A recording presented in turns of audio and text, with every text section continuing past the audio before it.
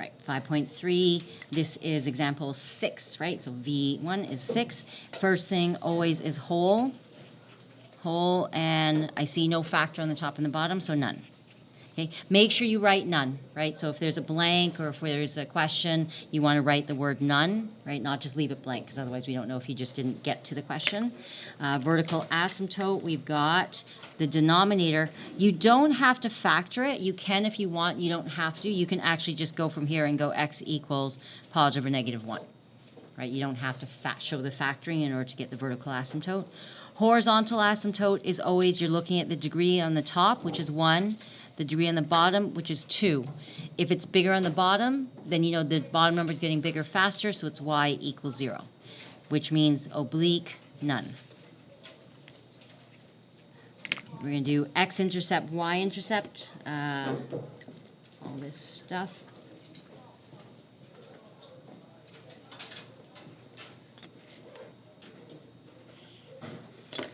And we're going to do x-intercept. I just put the line so that you can kind of see, because otherwise the notes get kind of busy. So x-intercept is when y equals 0, so 0 equals x over x squared minus 1. We know that that goes up here and it's gone, so 0 equals x. You can show less work for that. Y-intercept is when x equals 0, so 0 over 0 minus 1, and 0 on the top, right, is okay, so then that would get me y equals 0. Okay, and that matches, like if you get an x-intercept of 0, y-intercept should be 0 too, because it's the point 0, 0, right? So that kind of makes sense that it would be 0, 0. There's no extra x-intercepts, we're all good there. And then now we're going to do your domain. My domain, you can do it from the graph, and also you can just do it from here. So the domain I always look, for the domain, I always look at my restrictions, and my restrictions come from the whole and the vertical asymptote, right? So this will be the whole and the vertical asymptote. So that's my domain. So my domain, I always look at wholes and vertical asymptotes. So there's no whole, but there's a vertical asymptote. So then my domain is going to be, x is going to be from negative infinity to negative 1, or, and then it's going to go from negative 1 to 1, or 1 to infinity, right? So it's going to go from there to hit the asymptote, then between the two asymptotes, and then from 1 on. Right, so my domain, and we had to do positive, negative. So for the positive, negative, if you want to do that after you graph it, that's fine as well. So positive and the negative intervals. Right, we can come back and do that after. And I'm going to just do a little rough sketch here, and I'm going to do the check. So you see how fast these questions are, right? Like it's 1, 2, 3, you're just checking. I'm going to do my asymptote, which is vertical asymptote at 1 and negative 1. Draw and label, draw and label. Horizontal is going to be here. This is at y equals 0. Like that. So draw a label, and I have an x-intercept here. So this one, x and y-intercept right there. So this is one where you do not have enough information, right? You don't have any information, so you don't know which way it's facing. It could be down. It could actually be, we have different possibilities for graphs like this. It could be like this. It could be just up, or it could just be down. We have no idea, right? There's so many possibilities with just one dot. It's just not enough information. So this is one where the check actually is relevant, especially since we don't have concavity. Yeah. Miss, if you don't say we have to do a check, like, can I just like plug in like 2 or 0.5 into the equation? And see if I wouldn't do 2 or 0.5. It's too. Oh yeah, you're just seeing if it's positive or negative interval. Yeah, I won't know what you're checking. Yeah. Yeah, so you check whatever you want to check. I would still recommend checking it closer, though. So even though theoretically it's just positive or negative because there's no x-intercept, still try to be mathematically relevant to yourself and put something a bit closer. So plug in 1.2, 1.1, something like that, a little bit closer, just so that you know it gets to be a really big number, and then you're like, yes, that's an asymptote. Because then what happens is that you get a middle number here. What happens if you're wrong on your asymptote? Me putting in a number close to my asymptote should get me a pretty big number. Like, let's look at the numbers we get, and and it's basically gonna tell you, hey, that's pretty good, that's pretty big. right? If it ends up being like a 3, you kind of go, I hope that's my asymptote. But if it ends up being like a 150, something like that, you know it's pretty high up. So that means something was happening to my graph to make it go up. So even though I won't know what you're checking, I would still try to check something so you get information out of your check, right? Don't just check positive, negative. Yeah. Yes, you're right, but also you want to kind of make sure that what's happening at the asymptote is that the numbers are getting bigger. Okay, so yeah, so try to force yourself to do a little bit closer to the asymptote. So my check here, so let's do my checks, and we'll come back to the positive, negative. Yeah, I see your point. True. And then try to force yourself to do a little bit more accurate. So vertical asymptote, and my check. Okay, so we're going to do 2 checks for each. Okay, so for each asymptote, it has 2 checks. For my vertical, we're going to do left and right, but I have 2, so I will actually do 4. So for each one, you're checking 2 times on each side. So here, and usually what I do is I go left and right. So the left I do minus, so I do minus 0.01, right? And I do positive 0.01. So left and right, left and right. So if I'm doing, for this one here, I'm going to have to do a check for both negative, right, for this one and this one. So I'm going to have 2 sets of checks. So here, for the first one, I'm going to check when x is negative 1.01. So I subtract, and then this will be x equals negative 0.99. Right, so I subtract a little, left and right. So the left and the right. When I put the number in, and so if I don't ask for the check, you're just putting it right into your calculator and double checking. But here I'm asking you to show the check. So you would tell me that y is approximately, and I got a negative 50.25. Someone verify that for me. Okay, so I did the calculations on the side. And then here I got approximately 49.75. Now, you don't have to keep exactly 2 decimals. I try to keep 2 decimals just to be somewhat consistent, and I try to keep something relevant. So if I know that, again, if my number here is 0, right, I know I'm going to keep at least a couple decimal places. Don't round it to the nearest integer because you got 0 here that you're comparing it to. Here, I could have maybe rounded it to 50.3. That's good enough, but I want it to be somewhat accurate and went to a couple decimal places, right? So I usually keep a couple. So when I do that, I go, yeah, that's a pretty big number. That's a pretty big number positive and pretty big number negative. I'm going to check this one here. So I'm also going to do positive, negative from here. So x, I'm checking x equals 0.99. That's to the left. I put this in and I got negative 49.75. And here I got x equals 1.01, so a little to the right, and I got approximately 50.25, which is nice because look how symmetrical that is, which is telling me my graph is a little symmetrical, and that makes sense, right? Because a lot of these graphs are going to have these symmetry kind of ideas throughout it. So that's kind of cool. It's like, all right, so I've got the same numbers.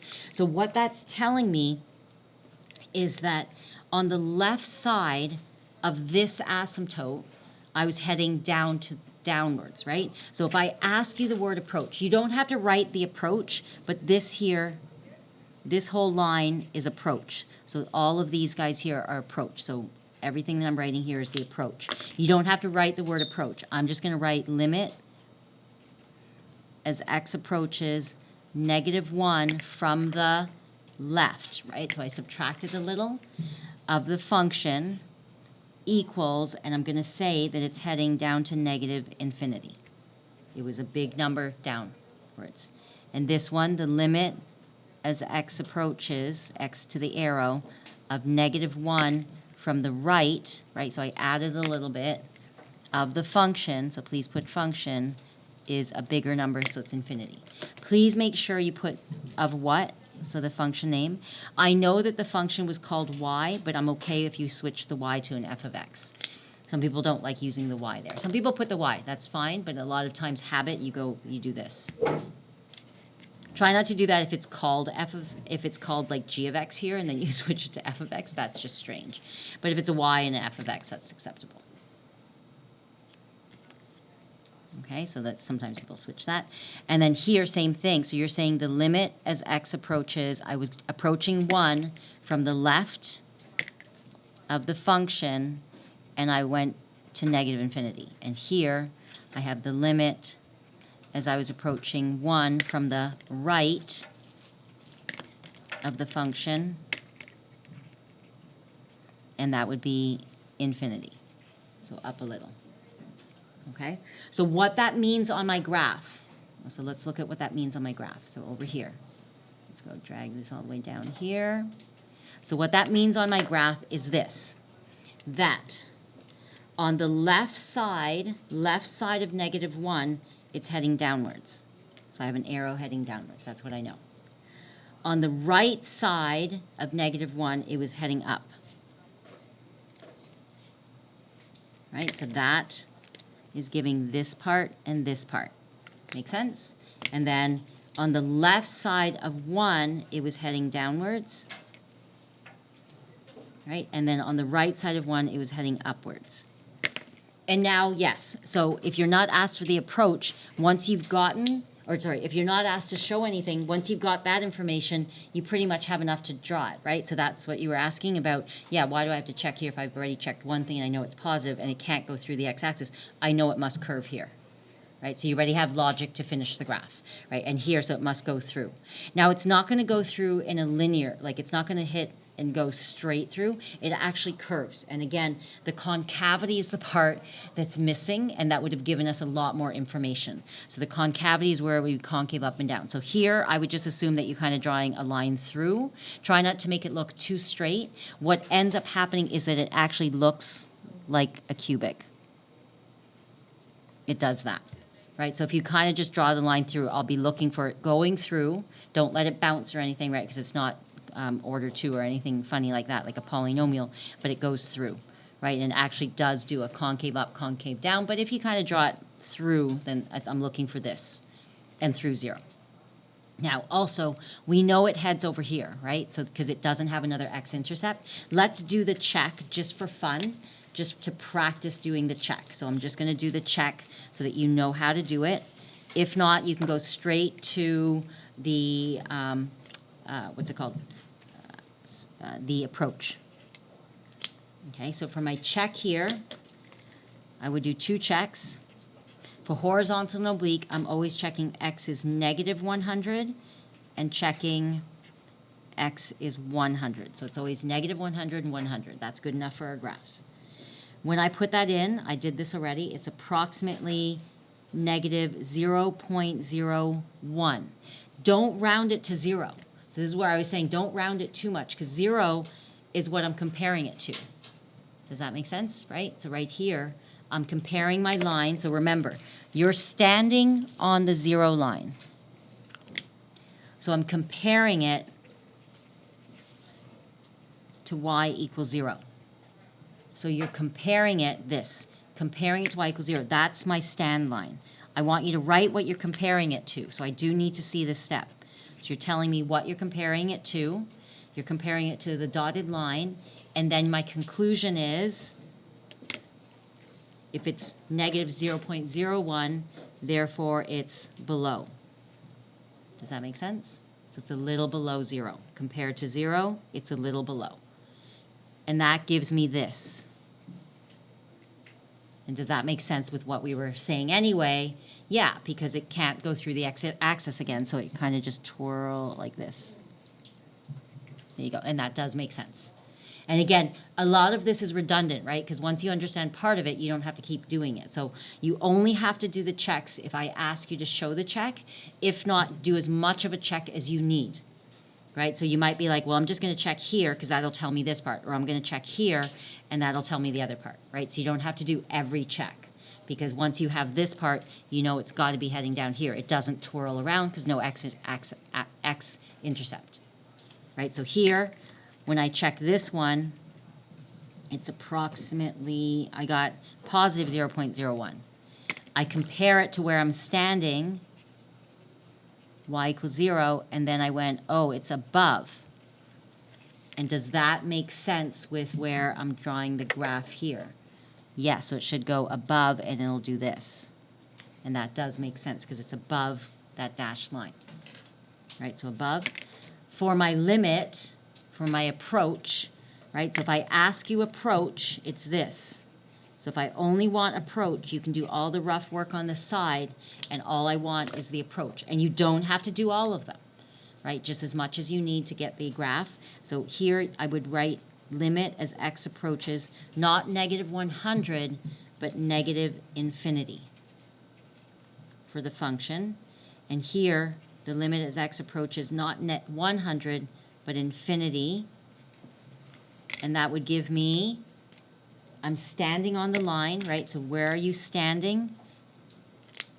Right, so always showing me this, I want the whole statement, this whole thing, right? If I ask for the check, and then here you're saying I was 0 but below, and here I was 0 but above.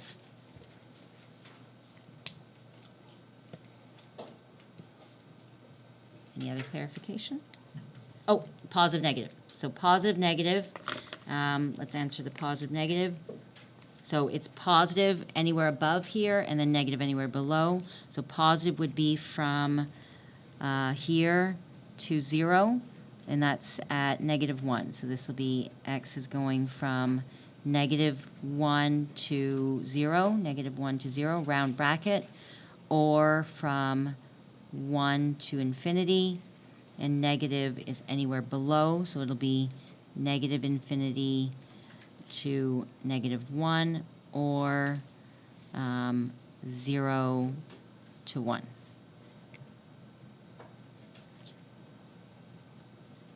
Yes? Is there a reason why you put a round bracket on the 0? It cannot equal, it's neither positive nor negative. 0, at 0, it's 0 plus and 0 minus are the same thing, right? So we consider it neither, so we don't include it in either, yeah. Yeah. For the, I don't know how to ask this. Never mind, I'll get back to you. Okay, all right. So yeah, so round brackets on these guys, yeah. Okay. Anything else? Oh. Yes? For the check, are you only looking at behaviors? Yeah, so this is horizontal and oblique are always end behaviors. That's exactly it, yeah. So horizontal and oblique asymptotes, those are end behaviors. Yeah, that's perfect, right? Because that's our word that we learned way back in chapter 1. Yeah, so horizontal and oblique are always end behaviors, so that's why you're looking at 100 and -100. Yes, yeah. Good. Anything else?